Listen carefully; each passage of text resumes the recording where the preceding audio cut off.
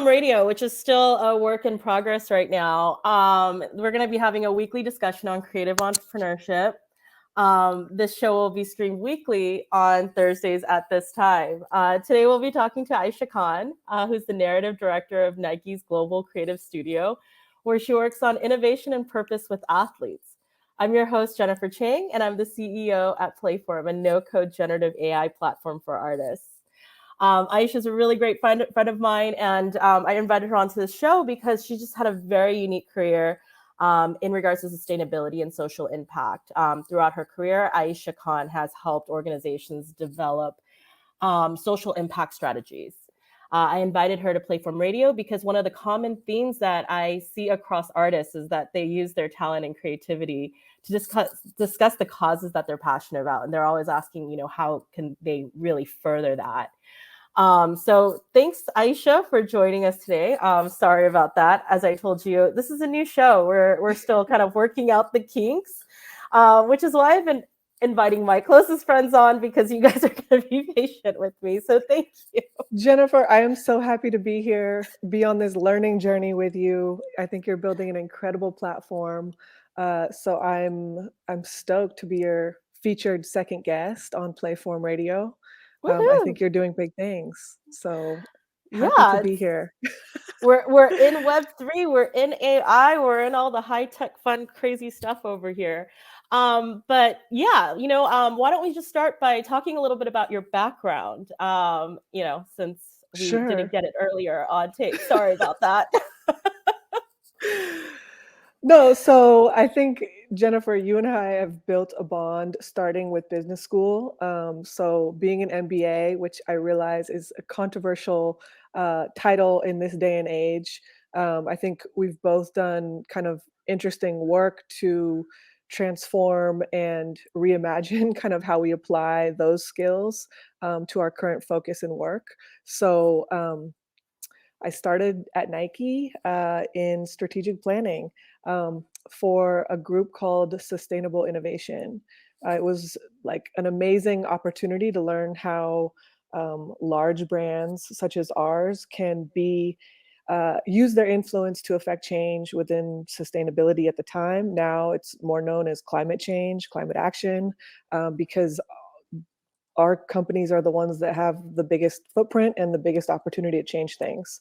I learned very quickly that to have that influence and impact, I needed to understand the nitty-gritty day-to-day business, how we affect the P&L. So I had an opportunity to go to Nike Japan, where I really I did country strategy for the Japanese market for 3 years, which was an absolutely incredible experience to learn the ins and outs of a business, where I started to get my kind of creative flair with a passion for fashion, styling, visiting galleries almost every night of the week, connecting with a global network of people. Jennifer, you came and visited me out there a couple times. Yeah. I remember it was you had life-changing. Very vibrant creative scene going in Japan.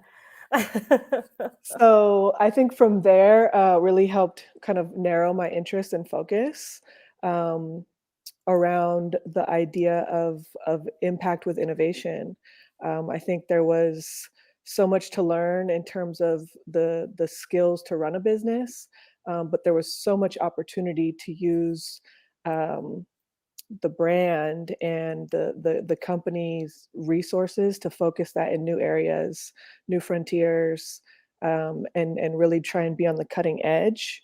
So yeah, I came back. I was in digital innovation as a product manager for a little while, and then quickly helped kind of turn that interest into my current work, which is building purpose marketing, impact marketing. I think it's more widely known, but really magnifying the impact that companies and brands are able to have within social action, global action, climate change, across all types of different inclusion and intersectional issues that we know we can make a big difference in. Yeah. So in a nutshell. And I know you work with a lot of different creative people as part of your work, and you're really kind of stitching together brands, causes, creative Yes. people, and so just like, what are some of your thoughts on how artists can use their creativity to promote these causes that they're passionate about? Like, a lot of these artists, they have things that came up in their own personal lives, things that affect all of us, and they want to art is just a natural expression of the things that you care about. And so, of course, these causes, the social impact is natural, but how do they really amplify that? Yeah, it's a great question. I mean, I think to your point, art is inherently about sharing your passion with the world, putting something out there, being unafraid and unapologetic of its response, and allowing people to interpret that for themselves. But I think art and artists often are the ones who are feeding culture, uh, society, social issues, um, and so and reflects culture and society and social issues in so many ways. So for me, my point of view in this conversation is really coming from working with companies and brands that have a platform that can help elevate um, underserved communities, up and coming artists, people who are shaping their voice, and by having a platform such as ours can then become amplified and really create the impact that they're seeking. Um, so in terms of creating creativity to promote the causes that artists are passionate about, um, I think for us, it's been about leveraging our platform. I mean, we have such a huge footprint that we can seek out artists, um, and put them on and collaborate and co-create in ways that have not been done before. So I'm excited because there's this huge crossover and shift that's taking place where um, our audiences are becoming our shareholders, are becoming our greatest stakeholders. I think that's what you talk about often in terms of Web3 and how these audiences are merging. And so collaboration, co-creation, to I think amplify our impact and also push brands us to do better and be better is kind of a huge opportunity and interest of mine as we move forward into these new spaces.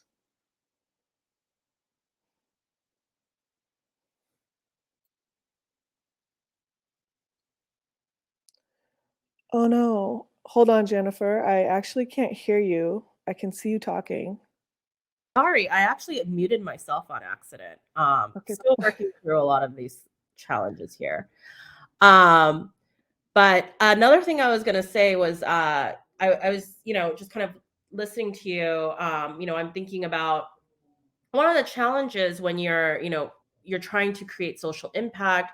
You're also, trying to express your creative vision. And then on your end, you're also, working with these different causes, and but you're also coming at it from a corporate brand perspective. How do you balance those priorities in a way that really, you make sure that you're making the impact, that you're having, that creative freedom, but also addressing the needs and challenges of the brand? It's a constant struggle. Um, and I wouldn't say struggle. Let me call it an opportunity because for us, yes, the something that I've been observing, and I've talked about this a lot lately, is our need on the brand side to get really sharp and really understand the subject matter expertise that we're going after, that we want to bring in. So how do we combine our expertise with someone else where we might be lacking or there's a gap, with someone that can bring that in and add to the discussion, add to the platform, bring something new to the equation. So, you know, to be honest, in working with creatives, creative industries, agencies, freelancers, writers, editorial stylists, the list goes on. you can start to see a shift, because in purpose and impact, we need people who are authentic to a specific cause, who are going to bring value to help us learn, help us reflect ourselves, and really allow us to have an authentic point of view in a particular space. And I think that happens less and less with really big agencies and, you know, creatives who just are taking a generic brief and taking a directive and producing something. So my interest is in finding people, creatives, artists across the spectrum who have a very strong point of view and conviction, and understanding of a particular issue. And so Mhm. that's something that I think is difficult to seek out these days, and also a challenge as we move to like the next level of creative technology, because it can feel sometimes like anyone can be an expert on any subject. And Yeah. so we Which are so our goal is really to be real and in a certain space and show up, and you know, we can talk about inclusion, we can talk about intersectionality, but if you're not actually understanding what those things mean and how you implement them, I think it can come off, um, very surface level, very appropriatory, and biased. And so for me, it's about finding people who are experts and subject matter experts in what they're doing, in order to bring that value to a brand or company that doesn't necessarily have that internally. So I spent a lot of time trying to build like a culture council that can help guide us when it comes to product creation and design and a narrative positioning and what we're saying. And whether it was academics or journalists, writers, editors, like people who are in the mix on a daily basis, living, an experience that we somehow want to support or be involved in, but we don't necessarily um, have that expertise internally. So when there's value on both sides and they can come together and create something even better, Yeah. it sounds cliche, but that is the best collaboration that can take place. And what I'm really kind of pulling from what you're saying, as it pertains specifically to our audiences, authenticity, the importance of that, right? Like, I think a lot of people kind of like look at what's the big cause I can associate with? Like, what's the trendy cause I can associate with? Like, they're like, oh, climate change. A lot of people care about climate change, the metrics, the numbers. So I'm gonna go be a climate change activist.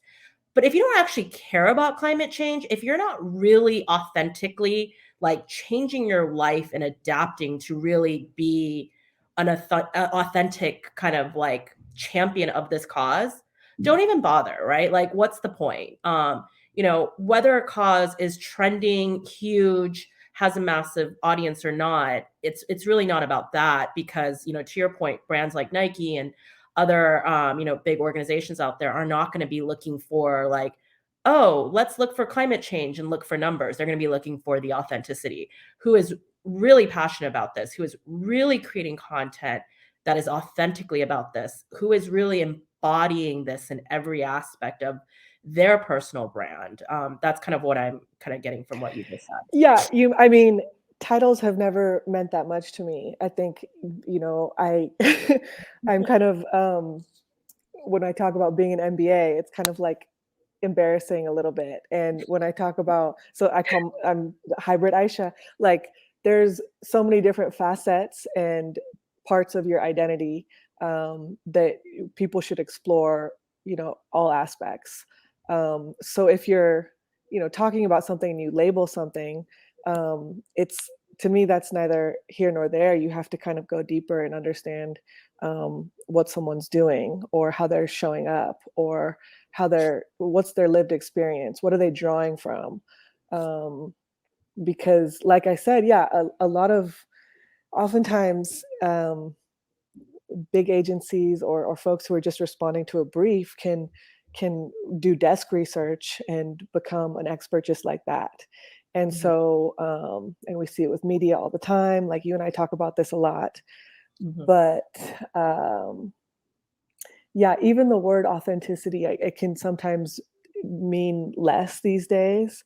So for me, it's like lived experience. What are you doing? What are you contributing to? You don't even have to call it. One of the best quotes I had was like, you don't have to call yourself an activist to do what's right. And that was from a piece of content we did. And it's just is like, that rings so true to me, because you don't need to like show up and label yourself in order to be that thing, that person, that cause supporter. Yeah. And by the way, if anyone has any questions, you can put that into the Discord. We have the Playform Radio chat going right now. So any questions for Ayesha, we'll put, please share them here and we'll be answering them live. So, just kind of moving on, one of the thoughts I'm thinking about is, how should artists go about incorporating impact into their creative process? So, like when they're thinking about what to create next, thinking about their artistic practice, what's some advice you have in regards to like how to incorporate the causes and impacts into the overall kind of, in your world, maybe it's called like a campaign, but from an artist point of view, like a project. So I think from my perspective, the biggest thing that I'm able to do at this point is identify and feature undiscovered or up and coming artists, because our platforms are so far-reaching and broad and massive. So for me, that's like something that I think I hold really kind of dear to the work that I'm doing, is finding folks who are up and coming, doing something really interesting within a space that needs to be shared with the world. Um, I So I think. feel like you're talking a lot about like, the need to collaborate. Oh, yeah, I think that's at the center of what we do, because otherwise, um, we, to me, that is what makes a creative campaign or initiative or project with a brand so exciting, so much more important than what we can do alone. Yeah. So like, as you're thinking about causes, I guess one thing artists should think about is, um, looking at who else can I collaborate with on this? Putting others on, and Yeah. usually those who don't have your platform, or don't have the same means as you do, or bring something new to the mix that helps create value within your project. I think that's an amazing way to kind of, on a small scale, create impact. Um, and then I've been thinking a lot about inclusion lately and what that means, because so often, and I think over the past year, the terminology and like the surface thinking around what that is gets misconstrued and becomes like a generalization, a general lexicon. So inclusion, I think understanding who you're working with, whether it's in front of or behind the camera, your other partners in this space, your producers, your editors, your photographers, like what does the team look like? Who are you featuring? Who's needs to be put on beyond just that front and center in front of the camera cast line. So that, I think, is another way, is of inclusion through featuring undiscovered artists. Um, Finding ways to structure your partnership equitably, I think, is Mhm. really important in terms of considering the creative process. Because oftentimes, and I think we're again in a massive shift in our industry right now, where athletes and people with the most followers are getting the most return on their dollar. And Yeah. so I think that has to change, where impact actually can lead the way in many ways, for equitable partnerships. I mean, we need to be paying artists the same way that we're paying athletes. Um, So that's, I think, challenging the status quo with how you structure a deal. Yeah, I mean, that, like, what you're talking about though, it's a real challenge, right? Like, once again, it's the priorities. I think that's always the challenge with this type of stuff. Like, the person with the most followers is going to bring the most attention. Is the most attention the most impact? Right? Like, that's kind of, according to the current model, it feels like that's what's being prioritized. Who can get the most attention?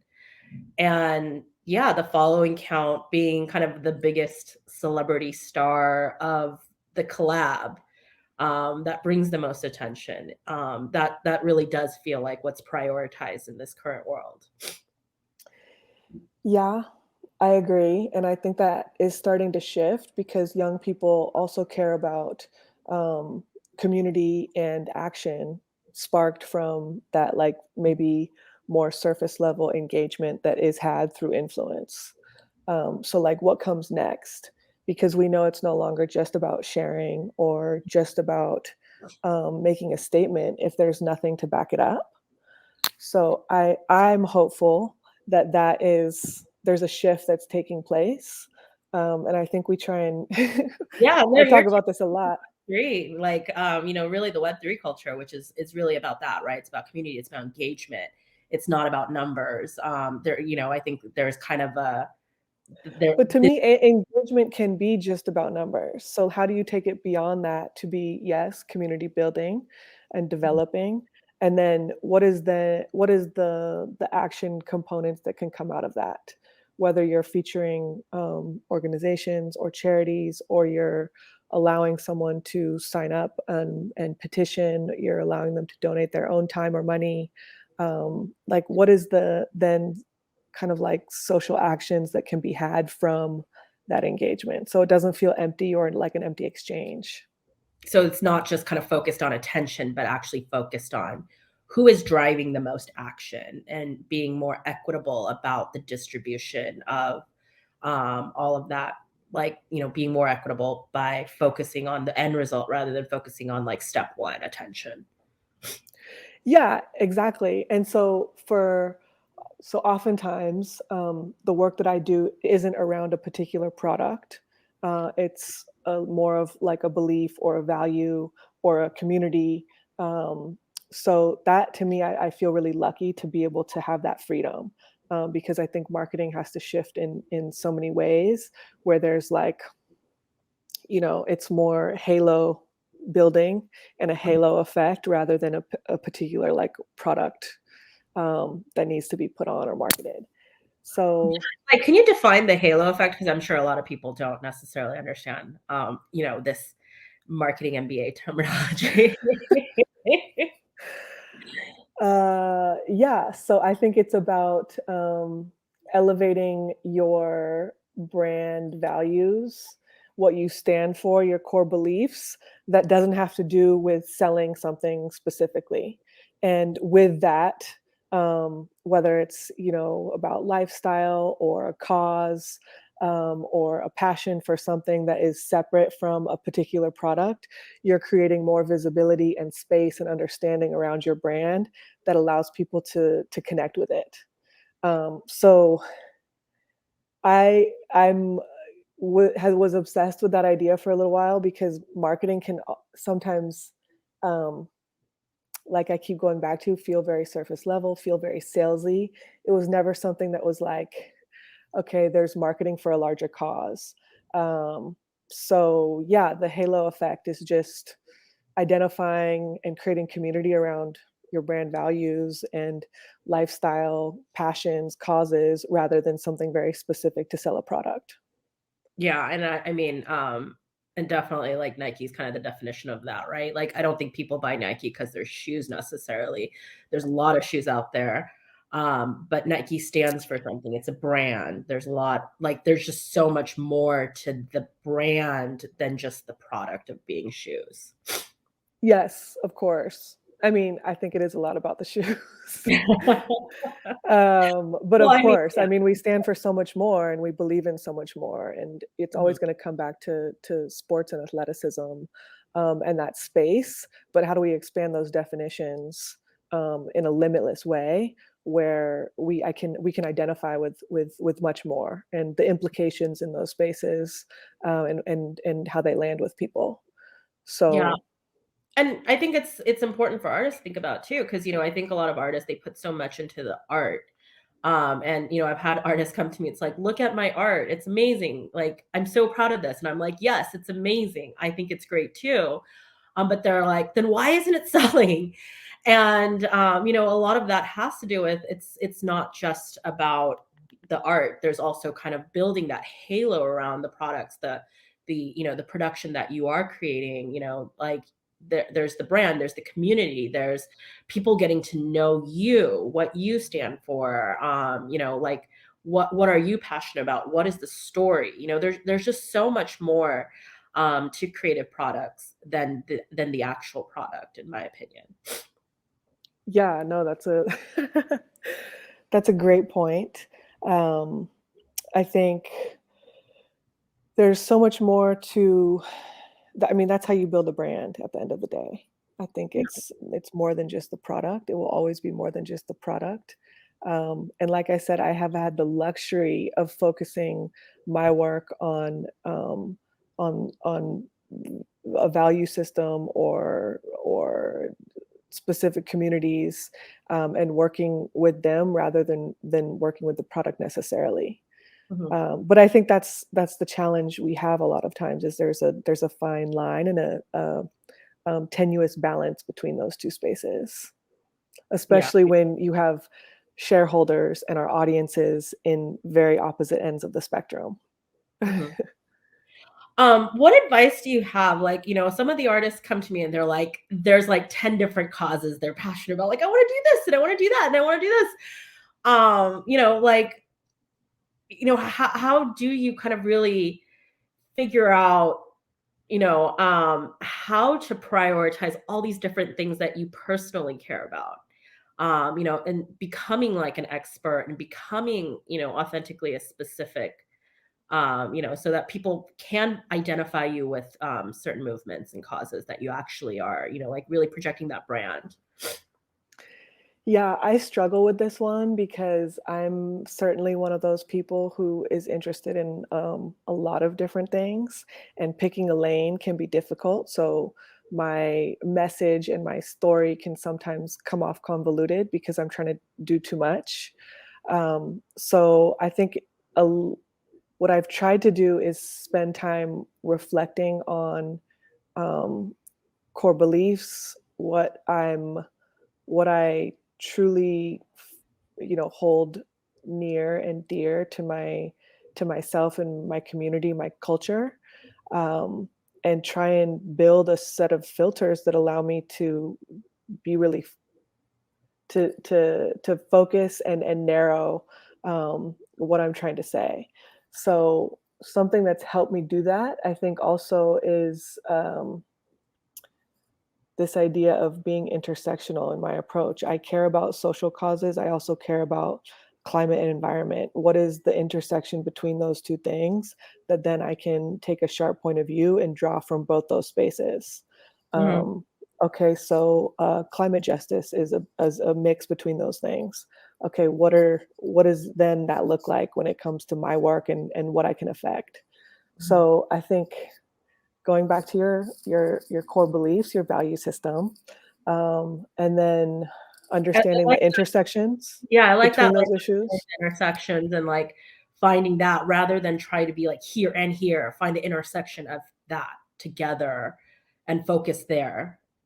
I mean, so much of what we're doing today, issues come together and you see it all over the place. So there's no more like separating things out and looking at things in like a pure, um, you know, a pure way. There's so much gray area Mhm. that it sounds like your work in Playform IO Web3 is going to get us in that direction, where there's a lot more nuance between spaces, um, than we're at right now, where there's, you know, an elitist conversation about sustainability and living a sustainable life on one side, but then there's the communities who are actually impacted today by climate change, and they're very different. Yeah. So how do you bring those things together if you care about both sides of that story? Yeah, like I'm, kind of like what's illustrating in my head is like, okay, if you're, you're like, I really care about racial justice, Black Lives Matter, and I also care about the environment. Well, rather than try to be like, go green, Black Lives Matter, like find that kind of intersection between the two and, really dive into surfacing the fact that like how climate change is impacting, the Black community or something like that. And really kind of finding that intersection between these two causes rather than try to promote two separate causes. That's kind of what I'm taking away from what you're saying. Yeah, there's definitely like a merging of issues that are coming together that if you can find, like, I think there's a lot of unique points of view that you can take in the crossover of different spaces. Mhm. So yeah, in my work, that's kind of been our focus, and knowing that there's not any one person with like one identity. We are all multifaceted. We've all had multiple different experiences that need to be shared and discussed and um, brought to life. So that's, I think, what helps me focus. I don't know if it's focus or just finding the crossover. Yeah. I think it's also just really good advice because it makes you more unique as well, right? Like to your point, when you're looking out there and you're trying to find people that you want to collaborate with, you're trying to find people who are unique, who have a unique perspective. And, rather than kind of just focus on like one cause, as in like these buckets of things that need to be really need to be addressed, finding kind of your own specific place within that, and Yeah. tie it back to you. I mean, that's, I think, what I've been talking about when it comes to being a subject matter expert and being like authentic and real to your cause. Mhm. Finding, so it's not just a generalization that we're making in an approach to climate action or a statement um, on Black Lives Matter or the Me Too movement. Like, there's who are the partners that are actually in the mix doing the work, that we can draw expertise from. Then Mhm. it's like the the how are you doing inclusion in a way that is meaningful and long lasting, rather than a drop in a bucket just for a show or a KPI. If um, you want artwork, like I'm gonna donate, like, oh, we're gonna do something with trees, like, but why do you care about this? Like, and let's don't really, let it be a moment in time. I yeah, mean, if it's going to be about that, like, what is the long term element that makes it real? yeah, um, really commit to what you're kind of championing, right? Like not just the one time project, but really make it something that is part of your entire art practice, essentially. yes. And then, to your point, like, the intersections of two things make it even more interesting, Mhm. because you don't often see that. And I think there's a massive shift that's happening, and I think young people are driving a lot of that change. But there's so much gray area between issues these days. Um, Yeah. how can we explore that? Yeah, no, I So think this is all really good advice because I do find that's kind of the challenge for a lot of people, right? Like they care about so many different things, but what is the, one, kind of, but I think when you have 10 different messages, it tends to dilute all the messages. And so it's really important to have a strong point of view. And tying that back to like that intersectionality, and where the things that you care about intersect and really also meet your own values and experience. I think bringing that all together. I'm sure there's some kind of Venn diagram to be built here. I know. I can't claim to be an expert on this because I struggle with it every day. I'm like, well, what about this? And what about that? I mean, it's why my Instagram is hybrid Ayesha. But it's All but over I the think place. there's also, to be fair to the humans, right? Like we are all human and we are all constantly evolving. So the things that we might care about might be different, right? Like depending on what is going on in life and where, what, other news and, where we are, we're always growing as well. And the world is always changing. And so you don't necessarily need to kind of find that intersection and stay there forever, right? You might move your position within that map because of the different things that happen around you, that happen to you, and happen to the world.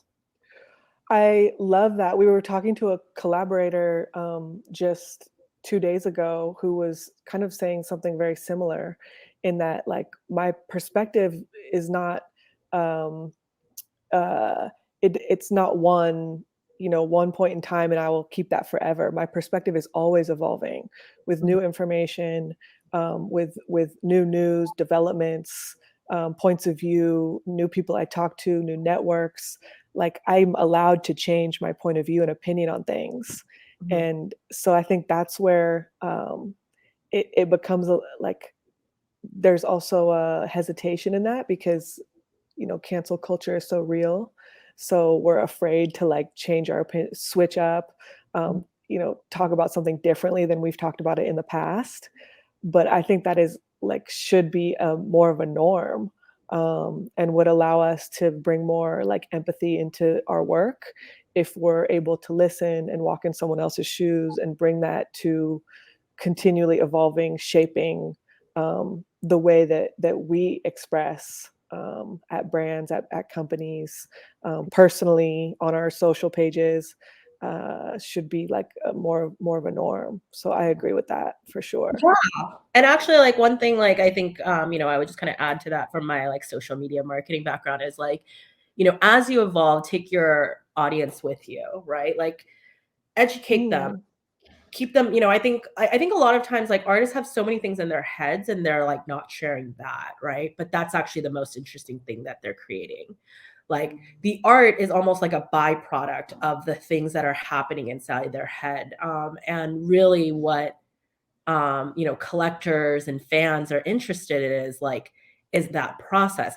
How did you get from here to here? How did your perspective change? Like they want to be part of that journey, and the art almost is like an artifact of that journey for the collector to kind of be closer to the artist and kind of own a piece of that journey.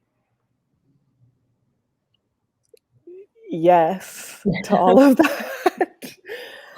um I know I definitely am coming from, yeah, I work with creators and creatives day in and day out. I'm very conscious of the role that I'm playing as someone who's on the corporate side, wanting to feature undiscovered artists, wanting to talk about new issues, wanting us to as a big platform to have a point of view. But I also like can realize how that can come across as um, disingenuous if not done very carefully in the right way. So that's why I hesitate to be like artists should do this and do that. And but yes, I mean we society at large take inspiration oftentimes, and culture is reflected in a lot of um, artists and what they have to say. So I have huge respect for the community that you're trying to build. Oh, I Um, I absolutely love the artists that we work with. I mean, I really think, just to your point, like how, artists help move the culture. It requires such vulnerability to be an artist, to be a creative person, to share the things that are going on in your head, right? Like the rest of us can just kind of keep them hidden. Like the everyday person who just goes to a job, like they can just push a button all day and not share anything that's going on in their head, right? They're not being compensated for that.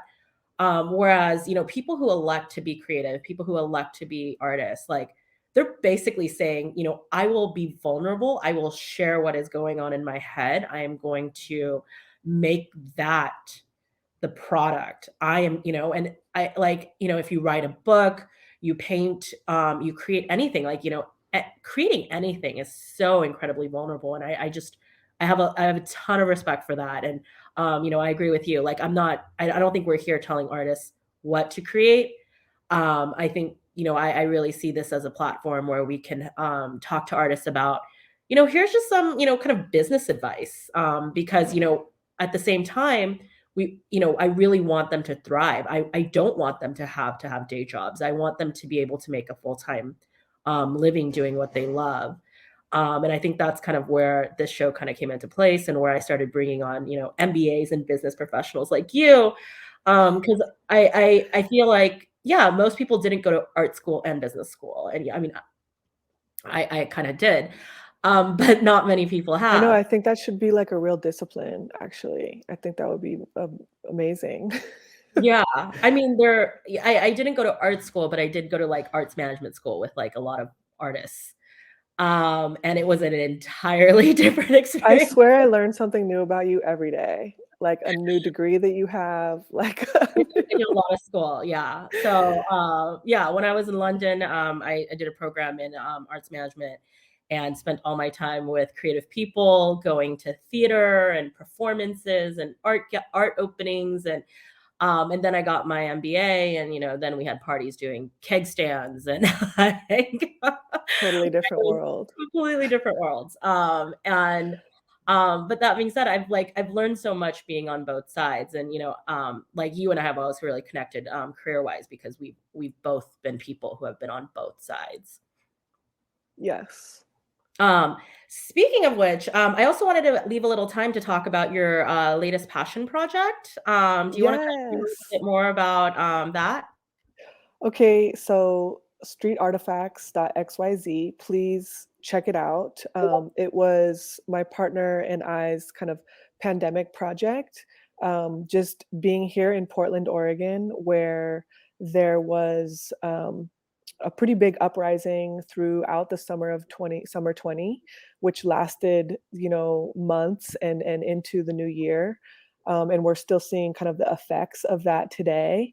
There was also an explosion of local artists, graffiti artists, street artists, muralists, who started painting the streets of Portland when it was shut down. And so we've been taking time to document a lot of that artwork across the city streets, and scanning it with the new LiDAR technology in iPhone 13s, so that we can create 3D renderings of these artists' work, that oftentimes gets painted over pretty immediately. So it doesn't always last. There's really no archive of this, oftentimes social take or political statements, or kind of reckonings of the uprising that took place through artwork.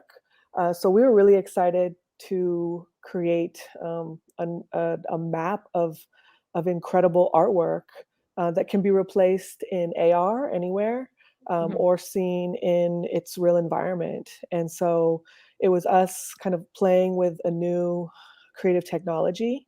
And I think there's a lot of potential for us. And if you're an artist, you're a muralist, and you want to be featured, please reach out. We are continually growing. I think we currently have Portland pretty well covered, and New York City. We're looking to go into Paris. So please reach out on our platform. You can follow us at streetartifacts.xyz. We're just getting started, but I think there's a very interesting space, and now we've kind of seen it exploded over the past year with artists wanting to get into the NFT space. But again, like, we're trying to seek out the kind of authentic take on that, because so much that's happening in the NFT art world feels like a digital GIF or a PDF, that is, you know, not oftentimes, I think, as meaningful or as impactful as something that's happening within the social space. So if we're able to feature undiscovered artists, and there's, a whole idea around using this artwork to give shine to artists whose artwork disappears, who that is not archived, that is not often connected to a gallery or a platform,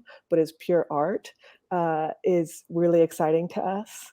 So I think it's within this space that you work in, and really an exploration for us of the latest creative technology, the merging of worlds when it comes to digital and physical, and the idea of artifacts and what that means to culture and society, especially coming out of like a movement like last summer in Yeah. Portland. I mean, the last, excuse me, still getting over this cold. But yeah, the last couple of years, I mean, what the hell? Like that was crazy. I mean, there's the protests, there's COVID, there's lockdown. And it sounds like, yeah, I mean, I've experienced it myself. Like, right, there's been this explosion of creativity that came out of it. Because people are trying to process the trauma that we went through collectively, as well as individually. And that's really cool that you guys are going out there and basically like making sure that that's not painted over, right? That expression that's been all over the streets is not just going to be glossed over and we go, okay, now time for 2022 roaring 20s, here we come. But let's really remember to capture what we went through, both locally and as well as globally, because this is something that impacted all of us. And I think we're all still really in this process of kind of trying to, really understand what happened and what's going to happen next, right? That was just a Totally. period of such trauma and uncertainty for so many people. Yeah, 100%. So, I mean, we'd love to hear from folks, get their opinion, get featured, submit artworks that we can add to the map that people can experience in 3D or in AR. And so, yeah, we're trying to build a community around that. So reach out. Sounds great. Well, thank you so much, Ayesha. It's been great to talk to you. I'm really glad that we got an opportunity to record this and put this out there. I think there's just a lot that artists can learn from everything we talked about. Also, just want to remind everyone to subscribe and follow, and follow us on social media as well as subscribe to this channel on YouTube if you're watching it there. And just also want to give a plug for our next week's show. We're going to be talking to George Soshi Samuels from Hona. We're going to be talking about accountability for solopreneurs, which, most artists are. You guys are working by yourself or in a small team. And next week, we're going to be talking about how to kind of build the toolkits that, kind of tool set you have at your disposal to create that accountability so that you can, make sure you stay on task, be productive, and all of that. Because I know that's also always a challenge for people who are working alone or don't necessarily have a deadline. So thank you, Ayesha, and thank you to the audience. I look forward to seeing you guys all next week as well. And that was Playform Radio. Thank you. Bye. Thanks, Jennifer.